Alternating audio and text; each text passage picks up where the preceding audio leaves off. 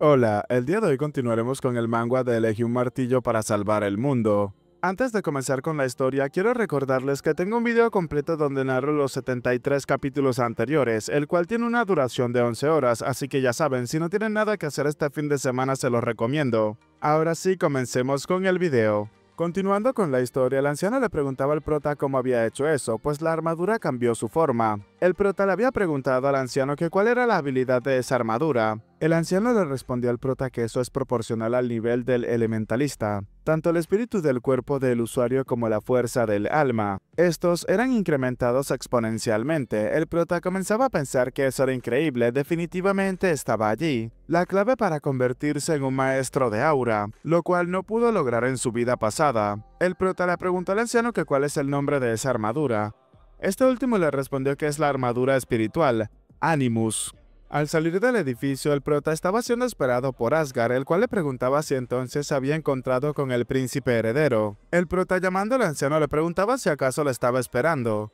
Asgard le preguntó al prota si acaso había obtenido una nueva armadura. Luego de escucharlo, Asgard le dijo al prota que había tenido suerte, pues ser capaz de conseguir una arma trascendente adecuada para él era algo realmente increíble. Pequeñín le respondió que lo sabía, y eso había sido una fortuna inesperada para él. Asgard, ya en el interior del carruaje con el prota, le afirmaba que Grid le había contado lo que había ocurrido, y fue el mago de la sangre azul quien había iniciado el desastre después de todo. Pequeñín le respondió que así era. Fue una buena decisión hacer que Grid se involucrara rápidamente, ya que podría haber perecido si no hubiese sido por la intervención de él. Asgard le dijo que eso fue realmente afortunado, aún así Pequeñín se encontraba confundido. El chico le preguntaba a Asgard si acaso eso era todo lo que iba a decir. El hombre le preguntó a Pequeñín que a qué se refería. Pequeñín pensaba que lo sabía, se supone que tenía que decirlo él mismo. Pequeñín quería comenzar a hablar acerca del emperador muerto, pero Asgard lo detuvo rápidamente. Afirmaba que no tenía que saber demasiado como su vasallo, y especialmente cuando se trata de desafiar a un hombre de mayor rango, cuanto menos sepa mejor. Pequeñín comenzó a pensar que él es diferente, pues no es el dios de la espada que recordaba. El prota lo recordaba de su vida pasada. Ahora, enojado, comenzaba a decir que esos bastardos que utilizaban habilidades de las sombras eran asesinos enviados por ese maldito emperador. ¿Acaso él lo sabía? Asgard le dijo al prota que el príncipe heredero se lo había dicho. Pequeñín le preguntó si entonces no es algo bueno para ellos después de todo, ya que el emperador que estaba detrás de él está muerto y ahora poseen la debilidad del nuevo emperador. Asgard le respondió al prota desviando la mirada que eso no es algo que un vasallo del imperio, pero inmediatamente Pequeñín le preguntó si acaso iba a hacer todo lo que el emperador le dijera. El chico comenzaba a afirmar que el emperador había intentado iniciar una guerra. ¿Acaso Grid no le dijo acerca de eso? Sorprendido, Asgard preguntaba si de verdad lo estaba diciendo en serio. Pequeñín le preguntó si acaso al escuchar eso aún lo seguiría, y era esa la razón por la cual no pudo balancear su espada incluso cuando su propia hija se encontraba en peligro. El hombre que había conocido en su vida pasada hubiese actuado completamente diferente, mientras que Asgard, debido a la vergüenza o la rabia, se tapaba el rostro. Pequeñín seguía gritándole a Asgard que incluso si un hombre inocente fuese sacrificado, hubiese actuado por el bien mayor. A lo que Asgard le preguntaba al chico que a qué se refería. Enojado, Asgard le preguntaba al prota si acaso eso es algo que alguien que salvará al mundo debería, pero inmediatamente el prota le dijo que no había sido él. Había sido el mismo Asgard quien le dijo eso en su vida pasada. Y solamente fueron capaces de llegar al rey monstruo Gula, solamente después de sacrificar a 3 de los 10 grandes caballeros como carnada. Y ese había sido el plan de Asgard. Y por supuesto, en ese momento todos habían seguido las órdenes de Asgard. En ese momento, con el propósito de lograr su objetivo, fue alguien que fue capaz de analizar bien qué era lo más importante. Y esa es la razón por la cual todos, incluyéndolo, habían creído en él. Asgard, enojado, le mencionaba al prota que entonces él quizás realmente había sacrificado a inocentes. El prota lo observó en silencio por unos momentos. Pequeñín le respondió que hasta donde él sabía no había sido así, pero sí había dicho que si eso llegase a suceder podía pedir perdón con su propia muerte después de lograr el objetivo. Asgard le dijo al prota que luego de creerle a él había pensado que estaba preparado lo suficientemente bien, pero suponía que su propia mente no estaba preparada aún. Así que inmediatamente le afirmó al chico que cambiaría si tenía que hacerlo. Eso era todo lo que podía decir ahora mismo. Pequeñín, al escuchar esto, simplemente colocó una sonrisa mientras observaba a aquella persona que se convertiría en uno de los más grandes salvadores en el futuro. Pequeñín le dijo a Asgard que eso era suficiente entonces, y por ahora simplemente tenían que concentrarse en el presente. Cambiamos de escena y observamos a Chloe, la cual sorprendida preguntaba quién era esta persona. Descendiendo del carruaje, Pequeñín le mencionaba a Chloe que había pasado bastante tiempo, llamando a la hermana mayor. La chica, al observar a Pequeñín, inmediatamente desvió su mirada, comenzando a atemorizarse y asustarse por este. Pequeñín le preguntó qué era lo que estaba mal, ¿acaso no lo había visto en la ceremonia? Chloe le dijo que estaba demasiado ocupada como para poder mirarlo apropiadamente y además lo había visto desde atrás. La chica continuaba triste y a punto de llorar mencionaba que su Pequeñín era un niño adorable así de pequeño. Vanessa se acercaba a la princesa corriendo y le preguntaba que por qué había corrido con tanta prisa. Fue entonces donde Chloe le dijo a Vanessa que Pequeñín había cambiado demasiado, señalándoselo a su guardaespaldas. La guardaespaldas tampoco se lo podía creer, mientras que Chloe comenzaba a gritar que no podía ser. Pues ¿cómo es posible que ese pequeño niño adorable, pero en ese momento terminó observando al lobo lunar que se encontraba delante de ella? Chloe comenzaba a decir que entonces él ¿es realmente el pequeñín que ella conoce? Algo nervioso, y para calmar las aguas el prota le dijo que sí, había cambiado demasiado. Aún así, Chloe no terminaba de aceptar del todo el cambio del prota y rápidamente había comenzado a escapar llevándose al lobo lunar consigo. Pequeñín ahora se encontraba desconcertado, mientras que Asgard, bajando del carruaje, preguntaba qué era lo que sucedía, qué era lo que estaba mal con ella. Mientras la chica se alejaba llevándose consigo al lobo lunar, comenzaba a decir que se había vuelto realmente espeluznante. El prota le respondió a Asgard que no estaba del todo seguro. Ahora, en otro sitio, Asgard comenzaba a mencionar que sobre lo que él dijo, llamando la atención de Grid, preguntándole a este último si acaso eso es verdad. Así, por cierto, en esta viñeta, Asgard termina llamando a Grid por su apodo, Gren. El hombre le dijo que no tenía que llamarlo por su apodo, ya que eran demasiado viejos para eso, y que es lo que él le había dicho. Asgard le dijo que el emperador había intentado iniciar una guerra y que pero inmediatamente Grid lo terminó interrumpiendo. Acerca de lo que hicieron los caballeros del príncipe heredero era la pregunta que había hecho Grid. No lo sabía, pensaba que el emperador había sido asesinado por Ludwig el traidor, ¿o no?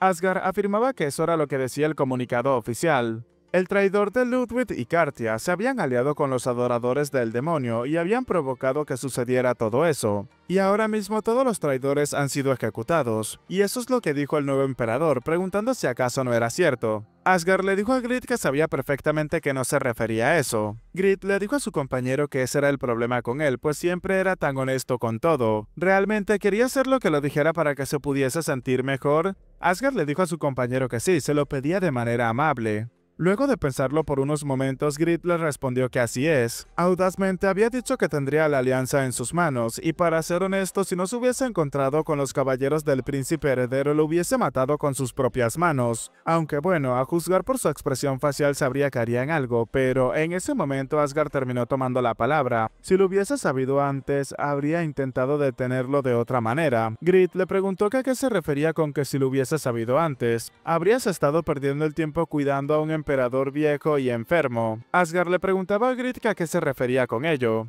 Sin dar tantos tapujos, el hombre le dijo si acaso aún no lo estaba entendiendo. Le había dicho a ese caballero pequeñín que lo ayudaría a detener los desastres de los que le había contado, y el emperador actual había anunciado que el emperador fue asesinado por los adoradores del demonio. Además, el imperio corre el riesgo de que su país caiga en el caos, y ahora que se reconoce como amenaza a los adoradores del demonio, eso no se hubiese podido si el anterior emperador todavía se encontrase con vida. Así que ese es el mejor resultado que se puede conseguir en todos los escenarios posibles. Además, Asgard y el emperador poseen un rasgo similar, y esto es que no pueden diferenciar entre lo que realmente debe hacerse y lo que no debido a sus sentimientos personales.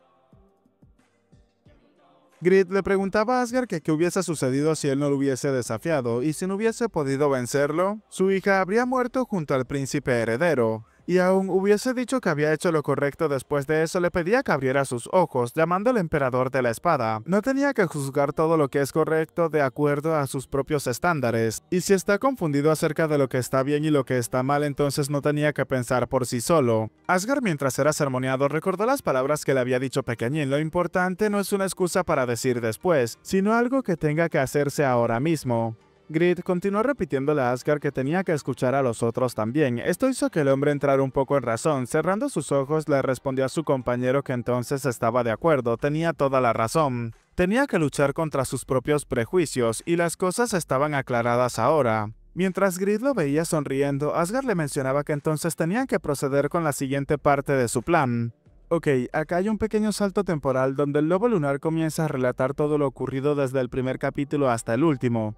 Y para finalizar, Pequeñín terminó dirigiéndose ahora a Helfheim, donde ocurriría el tercer desastre. Y también junto al chico se encontraba acompañándolo un caballero, el cual tiene por nombre Garen. Luego de acampar y luego de terminar la historia del lobo lunar, el prota se dio cuenta de que el sol había salido, por lo cual terminó llamando al lobo lunar para comenzar a moverse. El lobo lunar, ahora en sus cuatro patas, comenzaba a pensar que se había emocionado por la luna llena, y en ese momento procede a despedirse de nosotros, no sin antes agradecernos a todos los espectadores por haberlos acompañado durante bastante tiempo y continuar observando esta historia. Mientras retomaban su marcha, el prota se dio cuenta de algo. Ese sitio son las estepas de orcos. Nos encontramos una semana después en las estepas en las afueras del imperio. Garen comenzó a hablarle al prota mencionándole que sentía que había tardado más de lo que había pensado, y si hubiese estado por su cuenta seguramente habría llegado en tan solo un día. El prota le respondió que no tenía de qué preocuparse, ya que él es el único que puede llevarlo a Helfheim.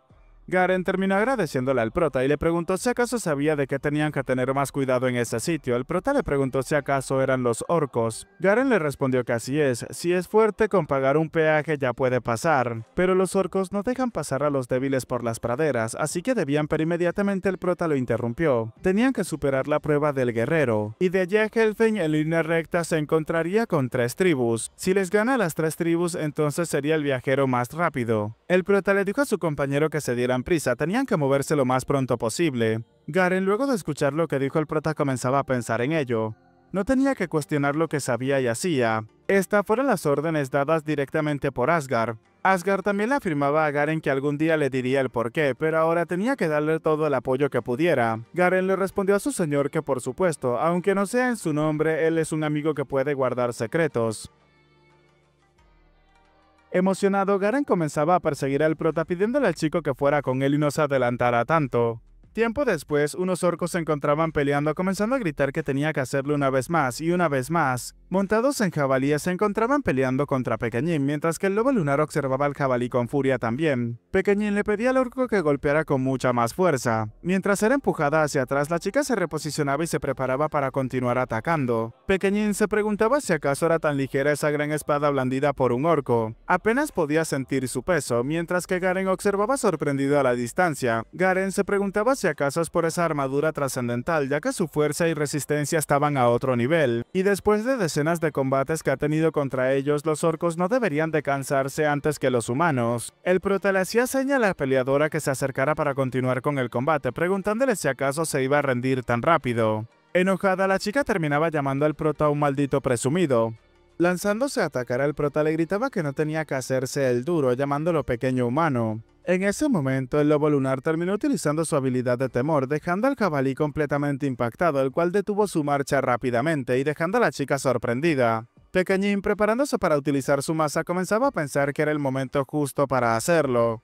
Garen le gritaba al prota que no tenía que acabar con la vida de la guerrera, pero en ese momento el ataque del prota ya había comenzado. La chica orco se dio cuenta de que el mazo del prota se encontraba lo suficientemente cerca de ella y se detuvo justo en el último segundo. El prota, colocando su mazo sobre su hombro, le dijo a Garen que conocía perfectamente el arreglo, mientras que la chica caía en el suelo tumbada y le gritaba al prota que tenía que parar. Realmente sintió que su vida acabaría en ese momento. Pequeñín comenzaba a pensar que por mucho que se haya entrenado, esa brecha no tenía ningún tipo de sentido. Además, el temor que había utilizado hace un momento, ¿acaso fue el poder del lobo lunar y no el suyo? Esto hizo que Pequeñín comenzara a emocionarse bastante, ya casi había alcanzado el siguiente nivel de elementalista, y ahora estaba seguro de que no se había equivocado al elegir a Animus después de todo. La chica seguía inconsciente y sus compañeros se la habían llevado en ese momento. Garen le dijo al prota que eso había sido peligroso, mientras que el chico sonriendo se disculpaba, afirmaba que se había dejado llevar un poco. Garen le respondió al prota que al menos había pasado la segunda prueba tribal, y nunca había visto a orcos tan indefensos después de todo. Sujetando el colmillo en sus manos, el prota le dijo que así es. Comenzó a pensar que la batalla había sido mucho más fácil de lo que se había imaginado, lo cual le parecía una pena.